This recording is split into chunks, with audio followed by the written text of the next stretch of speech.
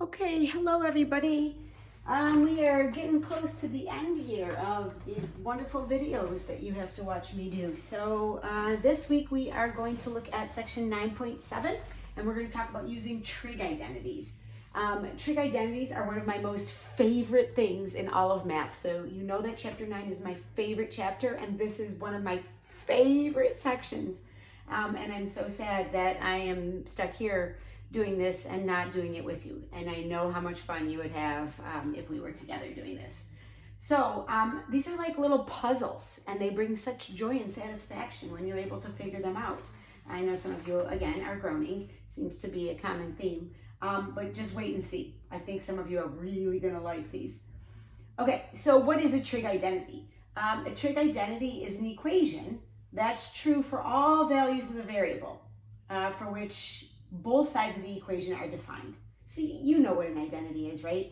If you had an equation like 4x plus 5 equals 4x plus 5, right? That's an identity. It doesn't matter what value of x you plug in, that's always going to be a true statement.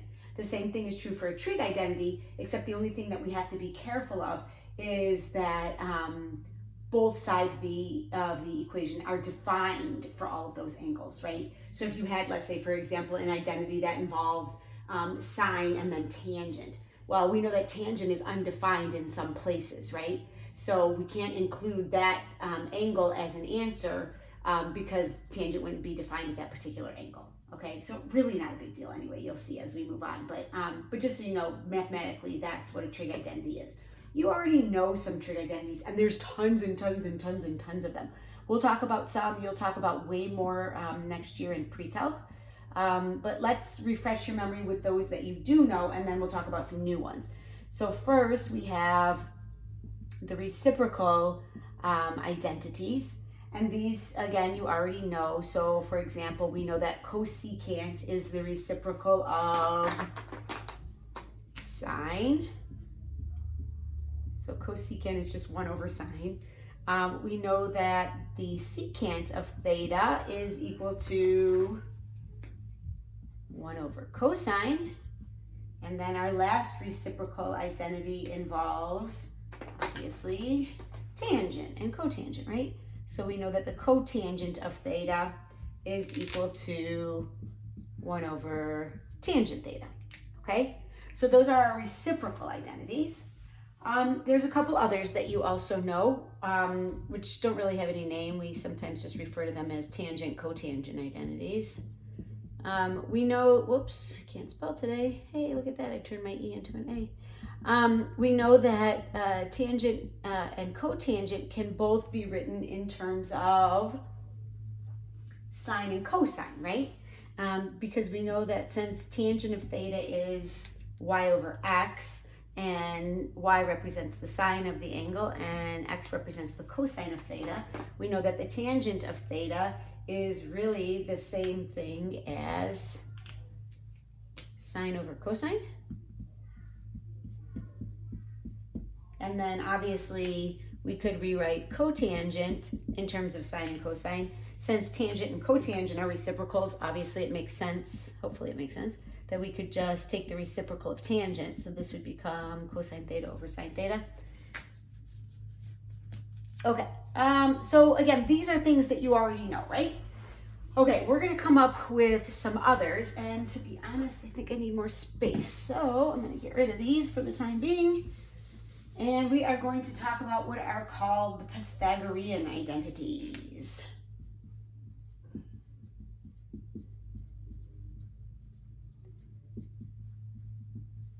Okay, there are 3 of them, and we're going to derive where they come from. All right, once again, I hear the groans, but I wouldn't be me, and this wouldn't be any good if I didn't show you why something worked, right? So let's suppose that we have our unit circle, and we have a point on our unit circle, some point xy, right? And we have our angle theta. So if we draw a right triangle, this is our angle theta in standard position, right? And if we know that the terminal side of that angle passes through some point xy, again, we said this was a unit circle, right? So our radius is 1. if we know that that the terminal side of that angle passes through some point xy, then we definitely know the lengths of the two sides of the triangle, right? So we know that this leg of the triangle is x, and we know that this leg, the vertical one, is y, right? Obviously, if this point is xy, we've gone horizontally a distance of x and vertically a distance of y. But remember that we can define x and y in another way, right? We said just a minute ago that we know that x in a unit circle represents the cosine of theta, and y represents the sine of theta. Okay? Okay, so now think about this. If we go back to, as the name implies, Pythagorean theorem, if we look at our triangle, we know that x squared plus y squared has to equal 1 squared, or just 1, right? So using Pythagorean theorem, we know that x squared plus y squared is equal to 1. However, based on what we just said, we could substitute cosine in for x and sine of theta in for y, right? So this really becomes cosine theta squared plus sine theta squared equals 1. Okay, now a couple of things. The parentheses, if you're writing it like this, are essential. If you don't write the parentheses, then what you have is this, and that means you're going to square theta first and then take the cosine of it, which is something entirely different. So this equals very bad. I'm going to erase that so that doesn't stick in your brain because I don't want it to. Conventionally, so to avoid that problem, mathematically, instead of writing with the parentheses and then the square on the outside, we typically write it like this, and that's how you'll always see me write it from this moment forward.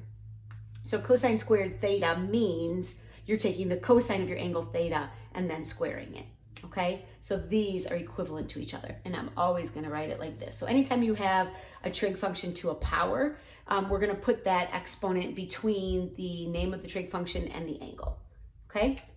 Okay, so that is a Pythagorean identity. But wait, there's more.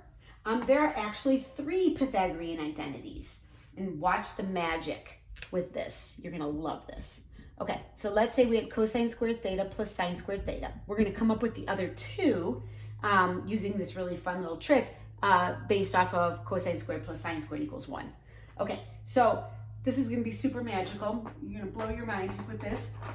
What we can do, since this is an identity, right, an equation, I could divide both sides of this equation by anything I want, right? As long as I divide everything by the same value. So what if I were to, let's say, divide everything by cosine squared? What happens? Well, cosine squared divided by cosine squared is just 1. You got it. What's sine squared divided by cosine squared? Well, we know sine divided by cosine is tangent. So it should make sense that sine squared divided by cosine squared is tangent squared. And then what's 1 over cosine squared? Okay, we know that 1 over cosine is secant. And so 1 over cosine squared would be secant squared. So 1 plus tangent squared is equal to secant squared is also a Pythagorean identity. See, I told you were going to love that, right? Okay, so there should be 1 more then, right? So if we go back to our cosine squared plus sine squared equals 1, we could find the third one this time by dividing by what? Ding, ding, ding, you got it. We're going to divide everything by sine squared this time. Okay, what's cosine squared divided by sine squared? That is indeed cotangent squared. Sine squared divided by sine squared is just 1. And 1 over sine squared is cosecant squared. Okay, so those are our 3 Pythagorean identities. Now, some of you are saying, oh, do we have to memorize these? Here's the thing. You know how I feel about memorizing. I think it's nonsense, and I hate memorizing. So do I want you to memorize? No, I really don't want you to memorize. I'll be very honest with you. If you came and asked me what these 2 were off the top of my head, I'd be like, quickly divide them. because I don't remember. I don't memorize them. But you can easily just divide by cosine and sine and figure out what they are. So up to you what you're going to do. Should you know them? Yes. How you're going to know them is completely and totally up to you, okay? But, you know, I hate memorizing. I hate trying to just stuff stuff in there because who knows how I'm going to remember it or if I'm going to remember it. And if I can come up with it logically, then that's a whole lot easier for my brain. So whatever works for you. Okay, unfortunately, I am going to erase all of these now because I just don't have room on this teeny tiny whiteboard that I have. Okay, so let's do some examples. We're going to do one that you already know how to do, but we're going to talk about it in a different way just to give you another option. And then we're going to do, well, you'll see, it'll be fun. Okay, so let's say, for example, that the sine of theta is negative 5/13. And let's say that theta is between pi and 3 pi over 2. And we are going to determine the values of the other 5 trig functions.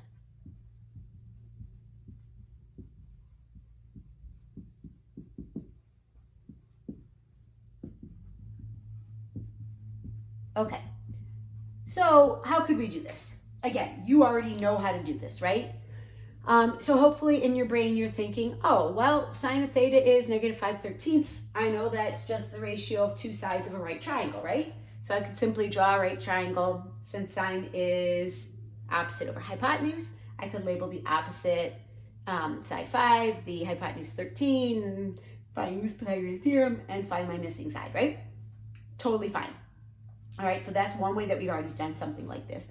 But there is another way. Obviously, I wouldn't put this in here if this didn't have something to do with identities, right? So what could we do using what we know from the identities we just talked about? Well, before we even do that, we know one of our trig functions right away, right? So there should always be an easy freebie. If we know the sine is negative 5/13, what do we know? Yes, absolutely. If you said that the cosecant of theta is what we know, since they're reciprocals, cosecant then is negative 13/5, right? Okay, so that's one. We've got 4 more. Let's think about our identities, right? We just said a couple minutes ago that we know that cosine squared plus sine squared is equal to 1. Well, if I know sine squared, or sine of theta, I could substitute that in here, right? And find cosine squared. So let's do that. Let's suppose that we are going to substitute negative 5/13 in for sine. And remember, we're just going to square that entire quantity, right? This means we're taking the sine of theta, which is negative 5/13, and then squaring it. If we square negative 5/13, we get 25 over 169. And then we'll subtract 25 over 169 from both sides, which gives us what, 144 over 169? And then take the square root of both sides. Technically, when we take the square root of both sides, we're going to get plus or minus 12/13, right? Okay, now, here's the thing. It can't be both, right? Because theta is just one single angle, so it has to either be positive or negative when we take the cosine of that value, of that angle. So how are we going to figure out whether cosine should be positive or negative? You got it. We're going to go back to this, right? This tells me which quadrant theta terminates in. And if I know in which quadrant theta terminates, then I should be able to figure out if cosine is positive or negative in that quadrant. So if theta is between pi and 3 pi over 2, that puts us into the third quadrant. If we are in the third quadrant, what do we know about cosine? It is indeed negative. So the cosine of theta is negative 12/13. Okay? If we know the cosine of theta, that means we also know the secant of theta, right? Secant is just the reciprocal, so negative 13/12. Okay, now let's find tangent.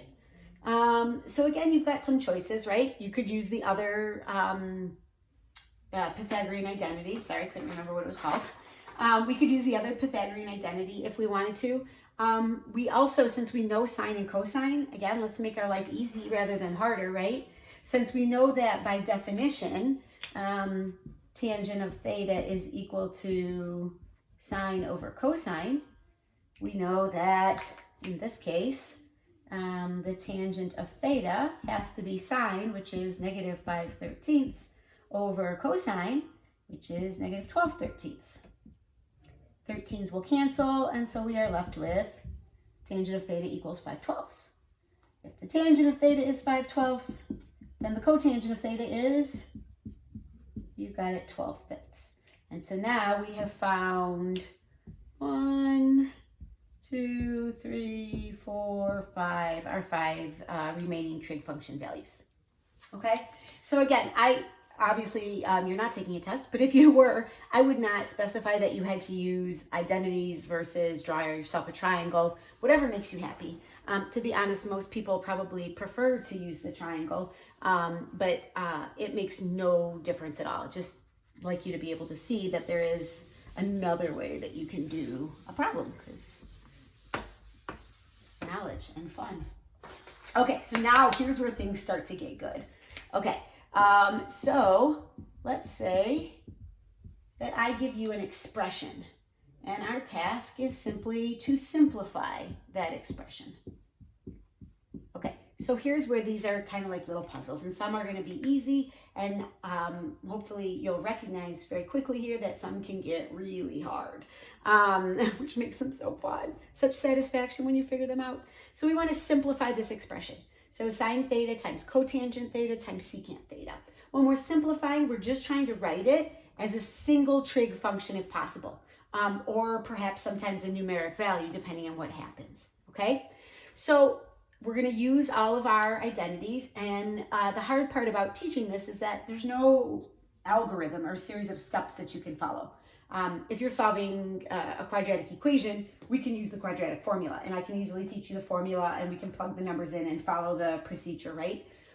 There is no procedure for simplifying. It's a matter of thinking, your favorite thing to do. So we're just going to think, which identities do we have? What do we know? And I'm going to show you some examples, and we'll talk about some strategies, and hopefully that will help you. The only thing that's really going to help you is practicing them, okay?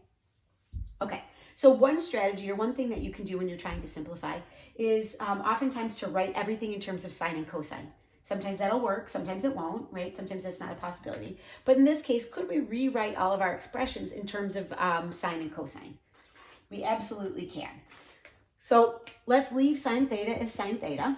We can rewrite cotangent theta as cosine theta over sine theta. And then we can rewrite secant theta as 1 over cosine. And then one of my favorite things to do, as you know, we can cancel, right? Sine thetas cancel, cosine thetas cancel, and what are we left with? We are just left with a value of 1.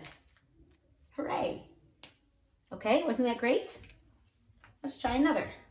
Let's try cosine theta minus cosine theta sine squared theta. So this would be so much more fun if we were together, because you would give me ideas and we would try them, and sometimes they would take us nowhere and we would have to go back, and sometimes they would take us somewhere good and we'd be victorious and we'd be so excited. The hard thing about this is that it's easy for me to just tell you how to do it, right? But without your thinking about trying how to do them, it's really difficult. So I would strongly encourage you to press pause if you have not already, because who wants to listen to me blabber on?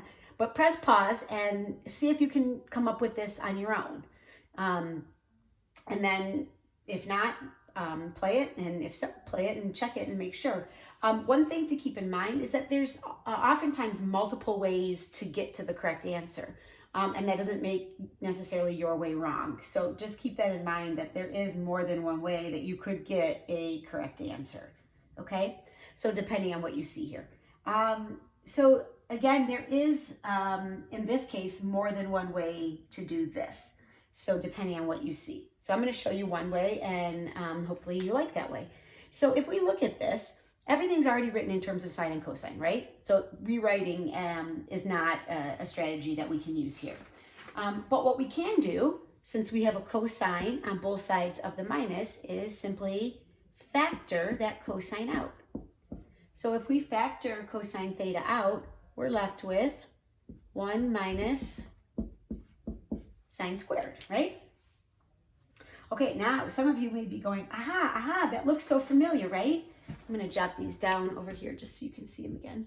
So cosine squared theta plus sine squared theta equals 1, right?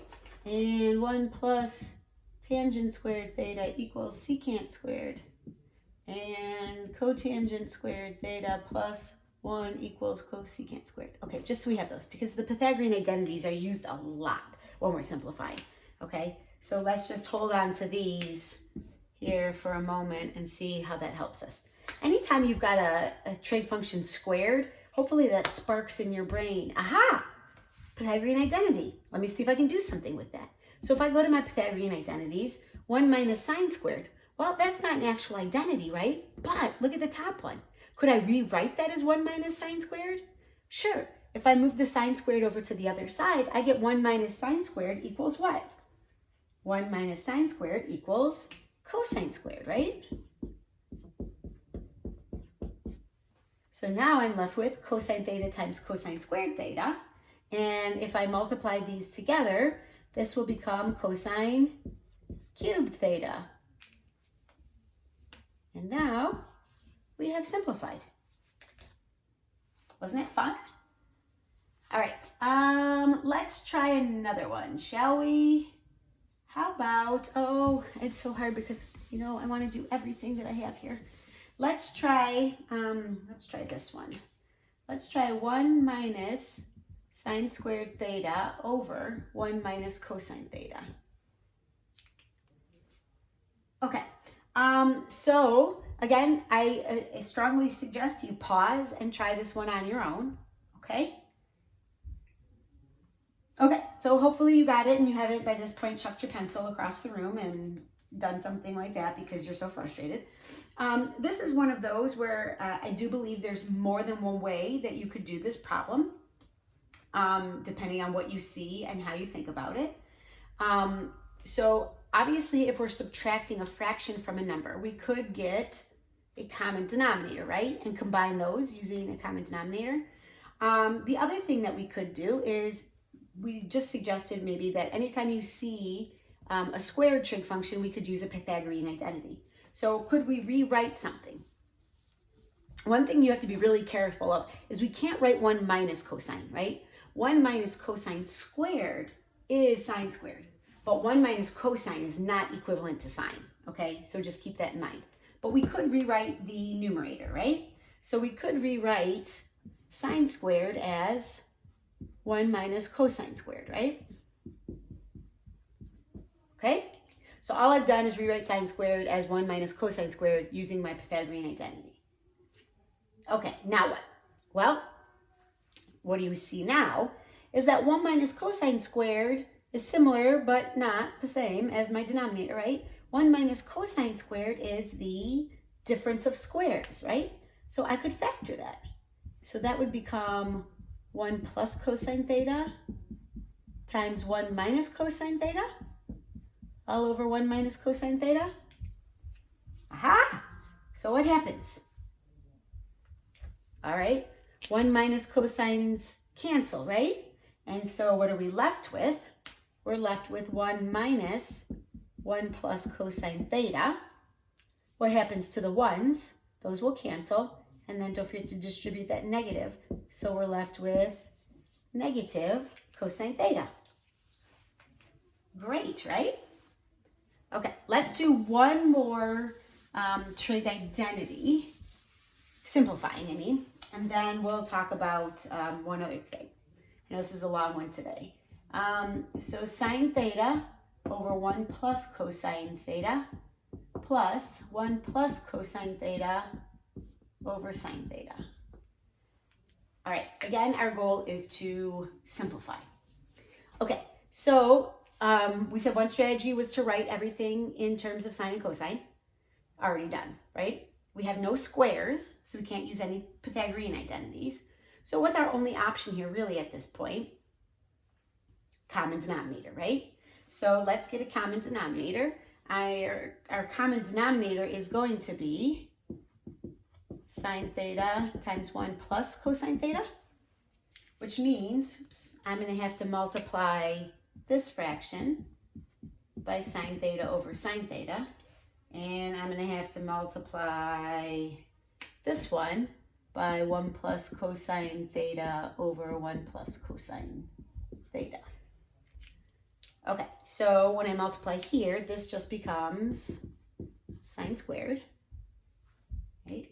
And then when I multiply the fraction on the right, that becomes, got to FOIL that, right? So 1 plus 2 cosine theta plus cosine squared theta. Okay, with me so far? All right, so now what can we do? Okay, so again, we said anytime we see a sine squared or cosine squared, right, or any trig function squared, let's think Pythagorean identities. Again, more than one way you can do this, but if I look at sine squared plus cosine squared, what is that? We know that sine squared plus cosine squared is just 1, right? So what we really have is just 1 plus 1 plus 2 cosine theta all over my common denominator. Okay, now, could I have done that differently? Sure. Could I have rewritten sine squared as 1 minus cosine squared? Absolutely. It doesn't matter. It's still going to work out the same way. Why would I want to write sine squared as 1 minus cosine squared? Why would that be my choice if I'm going to do that? Well, because here I have a cosine and a cosine squared. So while I could rewrite the cosine squared in terms of sine squared, I can't do anything with this one. So if you're going to rewrite the sine or cosine in terms of the other, in this case, it would have to be the sine squared that you rewrite in terms of cosine squared. Okay? But anytime you've got a sine squared and a cosine squared that you're adding together, that's always just equivalent to 1. Okay, so what next? Well, obviously we know that 1 plus 1 is 2.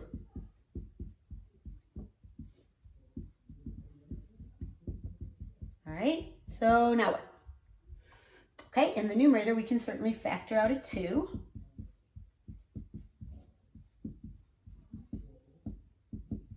All right, and what happens here? Again, one of my favorite things, I love to cancel. And we are left with 2 over the sine of theta. But what is 2 over the sine of theta? We know 1 over sine theta is cosecant, right? So I did say at the beginning that when we simplify, that we want to try and write it as one trig function. That's true, but we also don't want to write it as a fraction with that trig function in the denominator. So we're always going to rewrite it as its reciprocal so that we don't have a fraction. So what we're left with then is just 2 times the cosecant of theta. Aren't these fun? Hope you're enjoying them as much as me. Okay, so now that we've done that, we are going to do one last type of problem, which is to verify an identity. That's a really nice, sort of tricky way of saying, let's prove that this identity is true. Oh, proofs, right? These are not anything like proofs that you've done in geometry, although I guess we're going to set them up sort of the same way, but you'll see it's a little bit different. These, honestly, trig proofs are so enjoyable. So enjoyable. So our goal is to prove the statement that we're given, okay? So what we have to keep in mind is that it is not an equation right now. We cannot move things back and forth from one side to the other.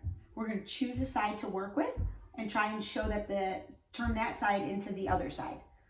Can you work with both sides? You can. It can get a little messy sometimes, so you've got to be careful with that. Typically, you want to try and pick one side and stick to that one side. Sometimes it's inevitable that you have to do both, but what you have to remember is that you can't move things back and forth because it's not an equation. You're trying to prove that one side is equal to the other side, okay? Okay, so here we go. Let's do, which one do I want to do? I don't know. So many good choices.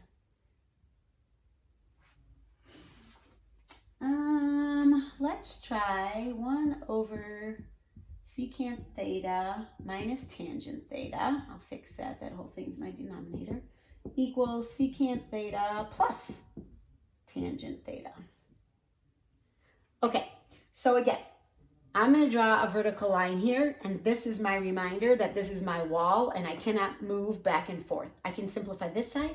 I can simplify this side. I can simplify this part way, simplify this part way, and show, hey, they're the same, right? Sometimes what happens when you do that is you're trying to simplify this side, you're trying to simplify this side, and somewhere along the way, they were equal to each other, but you never quite got both sides to be the same, and you can kind of miss it. So picking one side is typically easier than trying to do both sides, okay?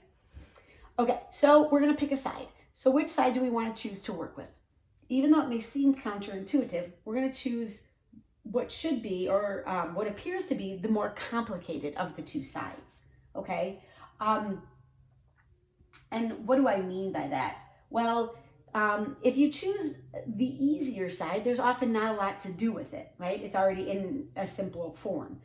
If you choose the messier side, there is a lot more that you can do to simplify that, okay? So we want to try to turn the messy side into the easy side. This one's a little bit harder to tell which one's messy and which one's not, right? Which is the more difficult.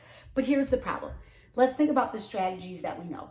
We can rewrite everything in terms of sine and cosine, right? Well, do I really want to do that here? I don't, because I have secant and tangent on one side, secant and tangent on the other side. Why turn everything into sine and cosine? That seems like a lot of work, right?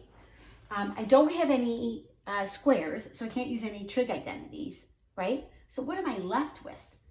Some of you are like, nothing, it's false, we're done. No, which does bring up a good point. I'm not going to give you anything that says verify, and it's not actually true, okay? These are identities. I'm just asking you to verify that it is an identity, all right? So we know that this is a true statement. We just have to show that it is. All right, so here's one trick that we hadn't talked about yet, which is a really cool one for you to see as an example. So what we said was we have no squares, right? Well, if I could make some squares, then maybe that would help me in some way, right? Or think of it this way. Sometimes what we do to get, because what we have here is a fraction and this is not a fraction. How do we get something out of the denominator of a fraction? Okay, we've done this many times throughout the year with different types of functions. But hopefully what you're saying is you could multiply by the conjugate. So what I'm going to do, and I don't know if you can see this because my video got cropped it off, but I'm gonna, oops, I forgot the plus sign. I'm gonna multiply both the top and the bottom by secant theta plus tangent theta. Okay, so if I do that, the numerator is just going to become secant theta plus tangent theta. Oh, that's already nice, right? And in the denominator, we're gonna get, well, we've got to FOIL these out, right? So we're gonna get secant squared theta. What's gonna happen to my middle terms? So secant theta tangent theta, which is negative, and then secant theta tangent theta, which is positive, those will cancel. So secant theta squared minus tangent squared. Okay, so now we've got squares and your brain is screaming at you, Pythagorean identity, Pythagorean identity, Pythagorean identity. All right, that's just my mouth that's screaming at you, but Pythagorean identity is the way we want to go, right? Okay, so what do we know here? Well, I can rewrite either secant squared or tangent squared, right? Or I could just rewrite, let me put the identity up there so that will help too maybe. So 1 plus tangent squared is equal to secant squared, right? Okay, so I could rewrite either secant squared as 1 plus tangent, or I could write tangent as secant squared minus 1. Okay? And you can decide. Again, sometimes one thing will work and sometimes it won't. Or sometimes both of them will, and it doesn't really matter. So because I don't feel like rewriting, I'm just going to say, okay, secant squared is 1 plus tangent, right? So my numerator is going to stay the same. And I can rewrite my denominator. I'm going to rewrite secant squared as 1 plus tangent squared. And then we still have the minus tangent squared. Okay, so one thing to keep in mind when you do these, you can't skip steps, okay? So make sure that you're showing all of your steps when you do these. If you make these incredible leaps without showing which identities you're using or how you're getting there, then you're missing the whole point of doing them, okay? So make sure you show all of your steps. Okay, so what happens now? So my numerator doesn't change, right? And what happens in the denominator? Well, tangent squared theta minus tangent squared theta cancels out, and we're just left with the denominator of 1. So all we have is secant theta plus tangent theta, and hey, look at that. Woo! secant theta plus tangent theta. They're equal, and we're happy. Okay, so again, it's just a matter of practicing those different strategies and remembering what those identities are that we've talked about. So hopefully you will have fun with this. Your both assignments this week are just related to what I've taught you here. So just the one video this week. And if you have questions, as always, just let me know, send me an email, and hopefully I will see everyone on our Zoom meetings this week. But again, have fun with this because it's so much fun. Hope you guys enjoy it and take care. All right, bye-bye.